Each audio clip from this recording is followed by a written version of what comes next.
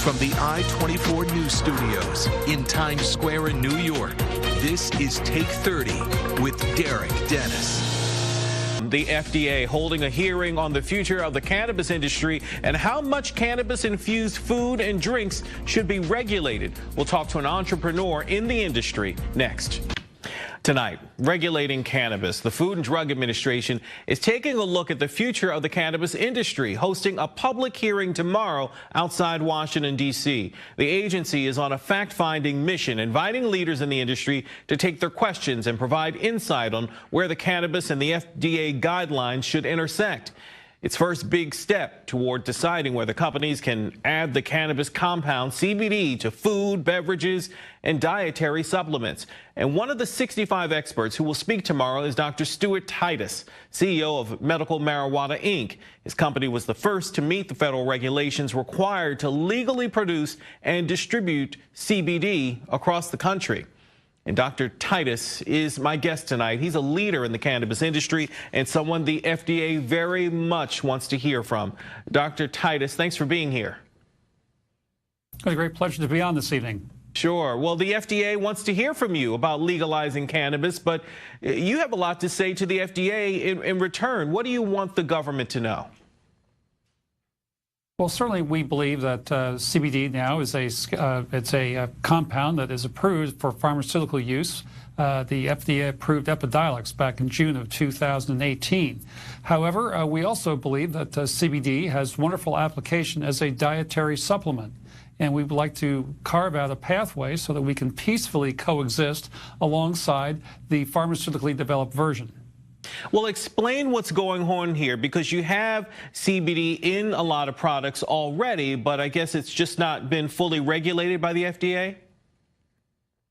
That is correct. The FDA is in charge of dietary supplements in the U.S. as well as food additives, according to the Food, Drug, and Cosmetic Act. And certainly we're quite excited that, of course, the U.S. Congress has legalized industrial hemp, but will be bringing the derivative from hemp, CBD, which now is removed from the Controlled Substances Act and will hopefully be able to be sold throughout the U.S. in a dietary supplement form. So your company, Medical Marijuana, Inc., you've got a number of products out that has CBD infused into it. Talk about some of these products and how they're helping people. We have a great number of products that are on the marketplace. We really started this industry back in 2011 and 2012, and certainly many people are using these products and showing some great anecdotal evidence of success. We are very excited that the research has shown we have this amazing internal endogenous cannabinoid system that is a very large self-regulator of many physiological processes within the human body. We don't have a supplement yet to be able to use to help supplement this system until CBD has come along, and all of a sudden many people taking CBD are supplementing this very large self-regulatory system and moving to a much higher level of overall health and wellness. Is the federal government in the way here? I mean, is that what you're going to say to the FDA tomorrow, that they should kind of help you and not hinder you and others? Well, yes, I think one branch of the government certainly has legalized hemp and as well as legalized CBD now. And it's just really up to the FDA to create a pathway for CBD to be sold legally as some type of entity. We hope it'll be the dietary supplement route. This would certainly supplement this very large self-regulatory system. Yet the FDA has a few concerns about safety, et cetera. And we're certainly looking forward to providing data, not only in the presentation tomorrow, but also written data where we can show a little bit more of some of the safety data over the last 5 or 6 years of people using our products and having great success without any negative consequences.